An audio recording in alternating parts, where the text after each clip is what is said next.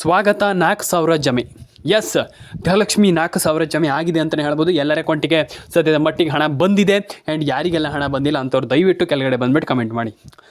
S ಸ್ನೇಹಿತರೆ, ಸ್ವಾಗತ. Welcome back to update minutes Kannada. Welcome back. Lakshmi Hebbalkar ಅವರ ಮಾಹಿತಿ ಪ್ರಕಾರ ಇಲ್ಲಿ ಹೋಗೋದಾದರೆ ಎಲ್ಲರ ಅಕೌಂಟಿಗೆ ಗೃಹಲಕ್ಷ್ಮಿ 4,000 ಜಮೆ ಜಮೆ ಜಮೆ ಸ್ನೇಹಿತರೆ.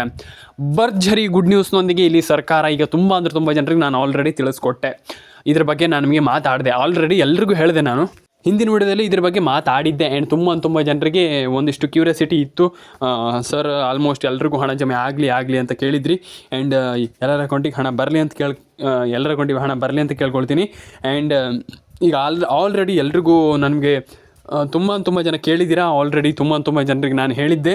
ಆ್ಯಂಡ್ ಎಲ್ಲರ ಅಕೌಂಟಿಗೆ ಹಣ ಜಮೆ ಆಗಲಿ ಅಂತ ಕೇಳ್ಕೊಳ್ತಾ, ಆ್ಯಂಡ್ ಸಬ್ಸ್ಕ್ರೈಬ್ ಮಾಡಿಲ್ಲ ಅಂದರೆ ಸಬ್ಸ್ಕ್ರೈಬ್ ಮಾಡ್ಕೊಳ್ಳಿ ಸ್ನೇಹಿತರೆ. ಬನ್ನಿ ಇವತ್ತು ನಾವು ಒಂದು ವಿಡಿಯೋವನ್ನು ಶುರು ಮಾಡೋಣ ಸ್ನೇಹಿತರೆ. ಈಗ ಆಲ್ರೆಡಿ ಒಂದಿಷ್ಟು ಜನರಿಗೆ ಈಗ ಗೃಹಲಕ್ಷ್ಮಿ 4,000 ಹಣ ಬಂದಿದೆ, ಖಂಡಿತವಾಗ್ಲೂ ಬಂದಿದೆ. ಕೆಲವರು ಹೇಳ್ತೀರಾ ಈಗ ಹಣ ಬಂದಿಲ್ಲ ಸರ್, ನಮಗೆ ಹಣ ಬಂದಿಲ್ಲ ಸರ್. ನಮಗೆ ತಪ್ಪಲ್ಲ, ಖಂಡಿತವಾಗ್ಲೂ ತಪ್ಪಲ್ಲ. ನೀವು ಕೇಳ್ತಾ ಇರುವಂಥದ್ದು 100% ಕರೆಕ್ಟಾಗಿದೆ. ಯಾಕೆ ಅಂತ ಕೇಳೋದಾದರೆ, ಈಗ ನಿಮ್ಗೆ ಹಣ ಬಂದಿಲ್ಲ, ಅದಕ್ಕೆ ನೀವು ಕೇಳ್ತೀರ ಅಷ್ಟೇ, ಸಿಂಪಲ್. ಹಾಗಾದರೆ ಯಾರಿಗೆಲ್ಲ ಹಣ ಬರುತ್ತೆ, ಯಾವಾಗ ಹಣ ಬರುತ್ತೆ ನೋಡ್ತಾ ಹೋಗೋಣ. ಅದಕ್ಕೂ ಮುಂಚೆ ಎಲ್ಲರೂ ಕೂಡ ಅಪ್ಡೇಟ್ ಮಿನಿಟ್ಸ್ ಕನ್ನಡಕ್ಕೆ ಲೈಕ್ ಮಾಡಿಲ್ಲ, ಶೇರ್ ಮಾಡಿಲ್ಲ, ಸಬ್ಸ್ಕ್ರೈಬ್ ಮಾಡಿಲ್ಲ ಅಂತಂದರೆ ಸಬ್ಸ್ಕ್ರೈಬ್ ಮಾಡ್ಕೊಳ್ಳಿ. ವಿಡಿಯೋವನ್ನು ಕೊನೆವರೆಗೂ ನೋಡಿ.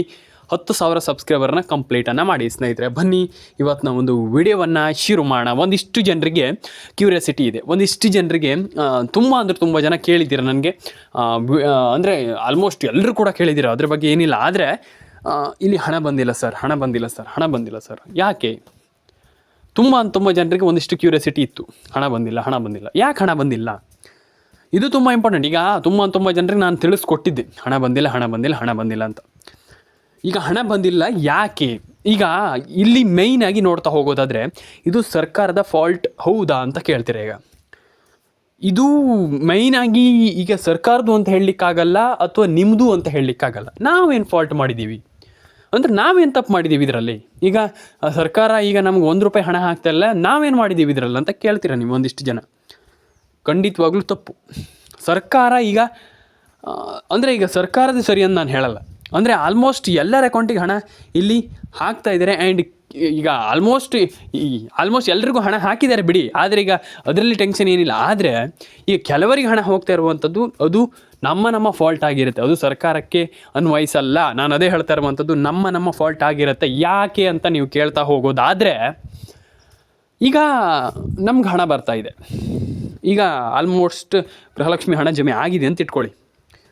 ಆಗಿದೆ ಅಂದ ತಕ್ಷಣ ಈಗ ನಮಗೆ ಈಗ ಸರ್ಕಾರ ಹಣ ಹಾಕತ್ತೆ ಅಂತ ಇಟ್ಕೊಳ್ಳಿ. ಅದಕ್ಕೆ ನಮ್ಮ ಫಾಲ್ಟ್ ಅಲ್ಲ. ಅಂದರೆ ಈಗ ಅದು ಖಂಡಿತವಾಗ್ಲೂ ನಮ್ಮ ಫಾಲ್ಟ್ ಅಲ್ಲ. ಈಗ ಸರ್ಕಾರದ ಫಾಲ್ಟ್ ಅಲ್ಲ, ನಮ್ಮದು ಫಾಲ್ಟ್ ಅಲ್ಲ. ಯಾಕಂದರೆ ಸರ್ಕಾರ ಹಣ ಹಾಕತ್ತೆ, ನಮಗೆ ಖಂಡಿತವಾಗ್ಲೂ ಹಣ ಬರುತ್ತೆ, ಖರ್ಚು ಮಾಡ್ತೀರಾ. ಆದರೆ ಹಣ ಬಂದಿಲ್ಲ ಅಂತಂದರೆ ನಮ್ಮ ಫಾಲ್ಟ್ ಆಗುತ್ತೆ, ಅದು ಸರ್ಕಾರದ ಫಾಲ್ಟ್ ಆಗೋದಿಲ್ಲ.